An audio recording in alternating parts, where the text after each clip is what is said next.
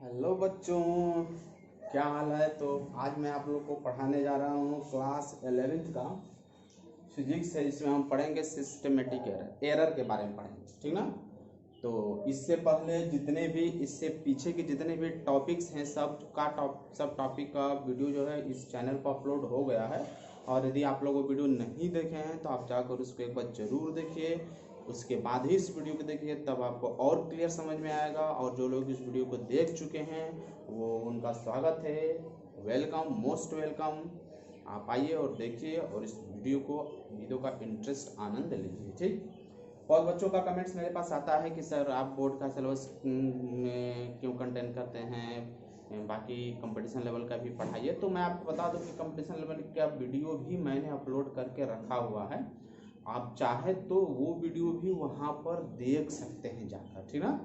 फिलहाल मैं यहाँ पर बोर्ड के लेवल का सिलेबस कंटेंट करता हूँ, लेकिन मैं कंपटीशन लेवल के लिए जो क्वेश्चंस हैं IIT जेईई मेंस उन सब का क्वेश्चंस भी मैंने सेपरेट वीडियो बनाकर वहाँ पर रख रखा हूँ। आप वहाँ से इसको देख सकते हैं, ठीक।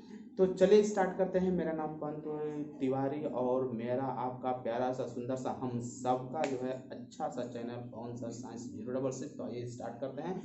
आज हम पढ़ेंगे एरर में हम पढ़ेंगे सिस्टमेटिक। दो एरर देखिए, जब भी कभी भी मेजरमेंट करते हैं तो कोई भी मेजरमेंट मेरा परफेक्ट नहीं होता है, चाहे हम कितना हो केयरफुल होकर करें, ठीक ना। उसमें कुछ ना कुछ गलतियां हो ही जाती है, ठीक ना। तो जो गलतियां होती हैं उसी को हम बोलते हैं एरर। तो हम यहाँ पर ये देखेंगे कि कभी भी जब हम मेजरमेंट करते हैं तो मेजरमेंट करते समय हमारे मेजरमेंट में कितनी प्रकार की एरर हो सकता है, ठीक ना। तो वही हमें पढ़ना है यहाँ पर, टाइप ऑफ एरर। तो टाइप्स ऑफ एरर में हमें दो प्रकार के एरर पढ़ने हैं। पहला पढ़ना है सिस्टमेटिक एरर, फिर हमें पढ़ना है रैंडम एरर, और थर्ड जो पढ़ना है हमें पढ़ना है लिस्ट काउंट एरर।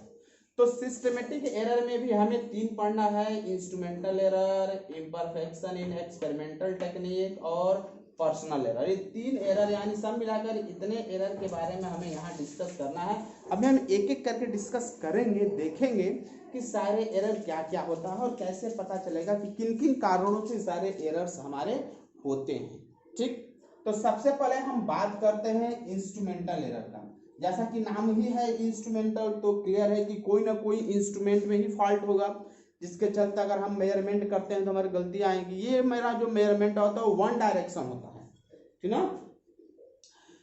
चेंजिंग जो हमारा होता है और या तो वो अगर बढ़ेगा तो हमेशा हमारा रीडिंग ज्यादा ही दिखाएगा, या फिर अगर कम उसमें है तो हमेशा वो रीडिंग कम ही। जैसे मान लीजिए उसको हम कहते हैं पॉजिटिव या नेगेटिव, ये वन डायरेक्शन है। तो अगर वो या तो एकदम पॉजिटिव की तरफ ही भागेगा या तो नेगेटिव, मतलब कि अगर इंस्ट्रूमेंट एक बार ज्यादा रीडिंग दिखा रहा है तो जब भी हम मेजर करेंगे तो ज्यादा ही रीडिंग दिखाएगा। एक बार अगर कम रीडिंग दिखा रहा है एक्चुअल से, तो जब भी हम मेजर करेंगे उस इंस्ट्रूमेंट से तो हमारा कम ही रीडिंग दिखाएगा। जैसे मान लीजिए आपने कोई थर्मामीटर यूज किया, सपोज आपने कोई थर्मामीटर यूज किया और थर्मामीटर में कुछ फॉल्ट है। जब आप इसको 100 डिग्री मेजर कर रहे हैं तो फॉल्ट होने के चलते आपको 104 डिग्री दिखा रहा है इस थर्मामीटर के चलते।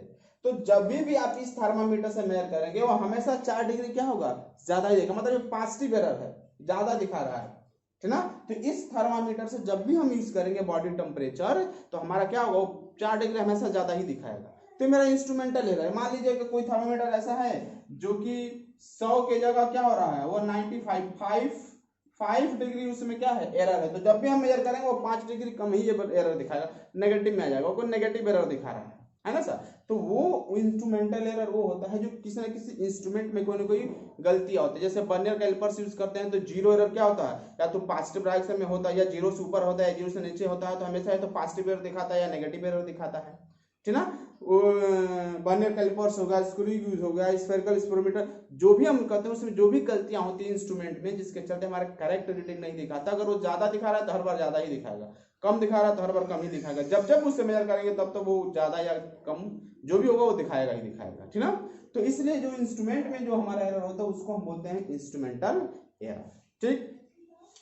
दूसरा हमारा होता है इम्परफेक्शन इन एक्सपेरिमेंट। ये जो हमारा होता है इम्परफेक्शन इन एक्सपेरिमेंट, ये हमारा प्रोसेस के ऊपर डिपेंड करता है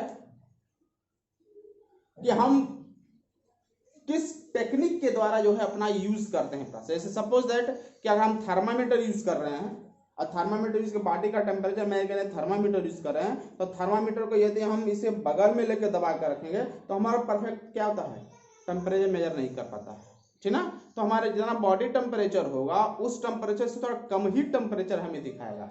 तो हम जो प्रोसेस होता है कि जो इंस्ट्रूमेंट का यूज करके किस प्रोसेस के द्वारा हम ये एक्सपेरिमेंट कर रहे हैं उसकी अगर वो हमारा सही नहीं रहेगा तो उसमें हमारा आ जाएगा इम्परफेक्शन है एक्सपेरिमेंटल टेक्निक। हमारा एक्सपेरिमेंट का टेक्निक क्या है, किस टेक्निक के द्वारा हम एक्सपेरिमेंट कर रहे हैं। कोई बढ़िया टेक्निक नहीं था, अगर उसको माउथ में रख लगाएंगे थर्मामीटर तो उसका रीडिंग कुछ दूसरा दिखाएगा। अगर आर्मपिट में रख टेम्परेचर में कहेंगे तो उस समय मेरा टेक्निक बदल गया तो उसमें बॉडी टेम्परेचर क्या होगा, कुछ चेंजिंग ही दिखाएगा। तो अगर हम अपने टेक्निक में चेंजिंग नहीं करते हैं, कोई बेटर टेक्निक यूज नहीं करते हैं, अगर टेक्निक मेरा गलत है एक्सपेरिमेंट करने का तो रीडिंग भी मेरा क्या आएगा, हमेशा गलत ही आएगा, एरर उसमें शो करेगा एक्चुअल रीडिंग से।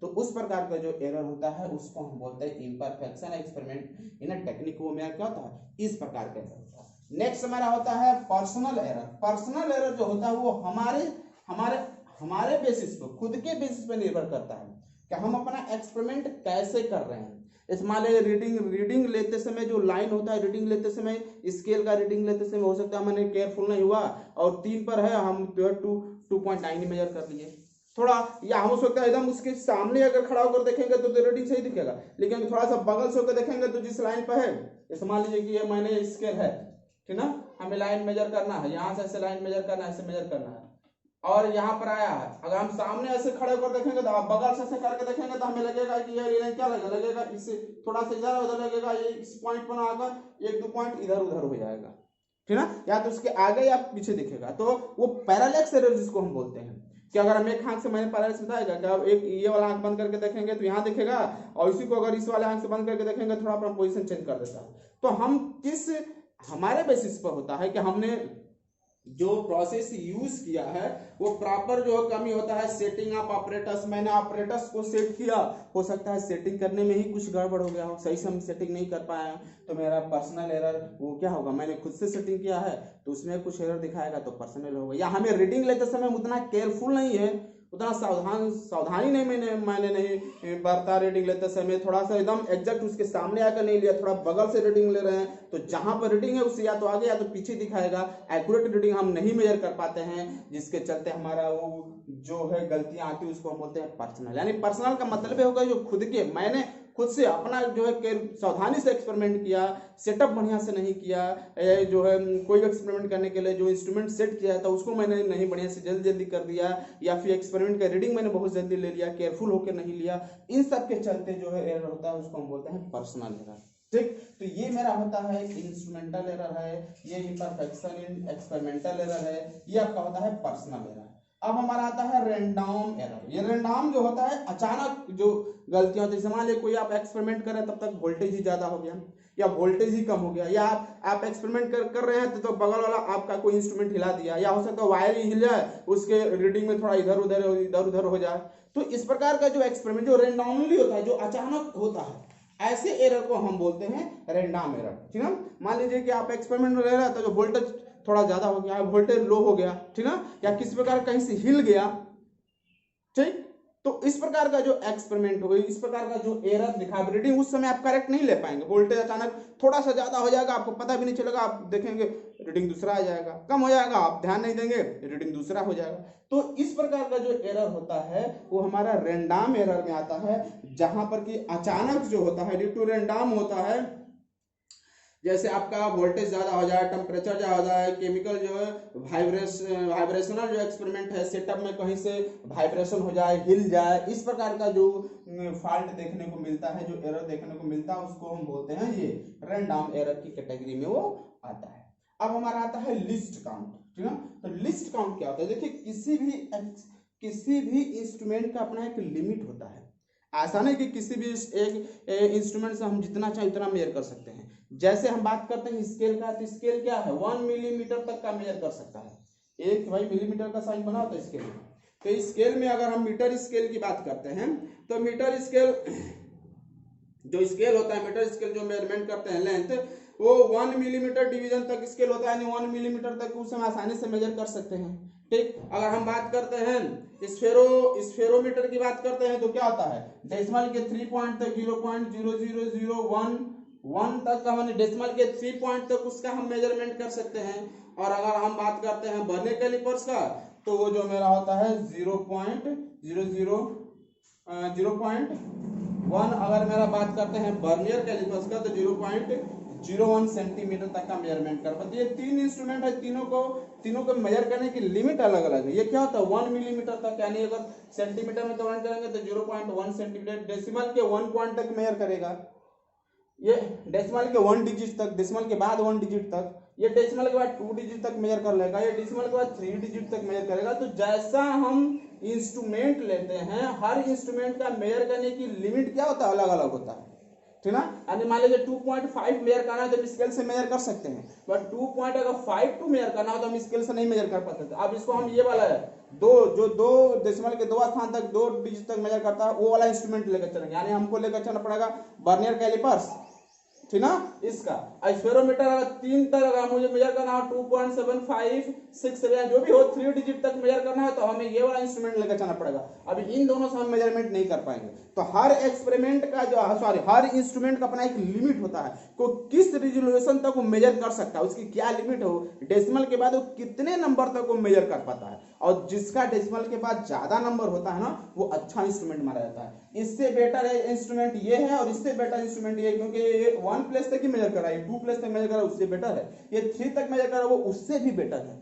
तो हर एलिमेंट्स का जो है हर इंस्ट्रूमेंट का जो है अपना एक लिमिट होता है। तो हम कैसा जो है इंस्ट्रूमेंट यूज कर रहे हैं, उसका लिस्ट काउंट कितना है, इसके ऊपर भी मेरा डिपेंड करता है। अगर हम स्केल से मेजर करेंगे, उसका लिस्ट काउंट 1 डेसिमल था तो उतना बढ़िया उससे रीडिंग नहीं आएगा, उसमें एरर जरूर शो करेगा। इससे हम यूज करते हैं तो थोड़ा एरर कम होगा, इससे यूज करेंगे थोड़ा और एरर कम हो जाएगा, मतलब कि इसमें कम एरर दिखाएगा, थोड़ा इसमें ज्यादा, इसमें सबसे ज्यादा एरर दिखाएगा। तो हम किस इंस्ट्रूमेंट का यूज करते हैं, तो लिस्ट काउंट एरर भी होता है कि अगर हमारे लिस्ट काउंट में गलती है, हम बढ़िया इंस्ट्रूमेंट यूज नहीं करते हैं, तो ये जो हमारा एरर है वहां पर भी दिखाएगा, वो मेरा लिस्ट काउंट एरर होता है। ठीक, सिमेट्रिकल एरर जो होता है इसको हम रिमूव कर सकते हैं। जितने भी हमारे सिमेट्रिकल इंस्ट्रूमेंट एरर है, अगर इंस्ट्रूमेंट को हम सही कर दें तो एरर कुछ हद तक रिमूव हो जाएगा। एक्सपेरिमेंट टेक्निक है, अगर एक्सपेरिमेंटल टेक्निक हम जो जिस प्रोसेस से कर रहे हैं अगर उसमें ज्यादा एरर है, अपना एक्सपेरिमेंट करने का टेक्निक अगर हम बदल दे, कोई बेटर टेक्निक अगर हम ले लें तो इस वाले एरर में भी काफी हद तक सुधार हो सकता है। और ये पर्सनल एरर है, उसमें अगर हम जो केयरलेस होकर एक्सपेरिमेंट नहीं कर रहे हैं,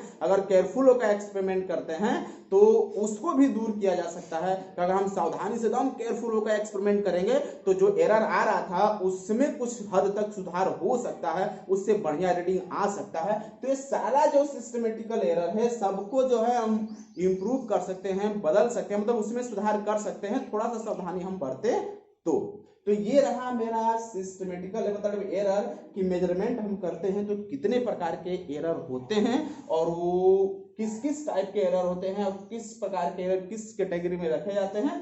तो ये मेरा एरर होता है। तो इस वीडियो को मैं यहीं बंद करता हूँ। आशा है आपको वीडियो अच्छा लगा होगा। लाइक करिए, शेयर करिए, सब्सक्राइब करिए और बेल घंटी दबाना ना भूलिए, क्योंकि मैं इस तरह का वीडियो कभी भी बनाऊंगा तो उसका नोटिफिकेशन आपको मिलता रहेगा। और अधिक से अधिक लोगों को शेयर करिए ताकि वो भी जो इस वीडियो का लाभ ले सके और पार्टिसिपेट कर सकते हैं। तो फिर हम मिलते हैं नेक्स्ट वीडियो में नेक्स्ट टॉपिक के साथ। तब तक के लिए बाय।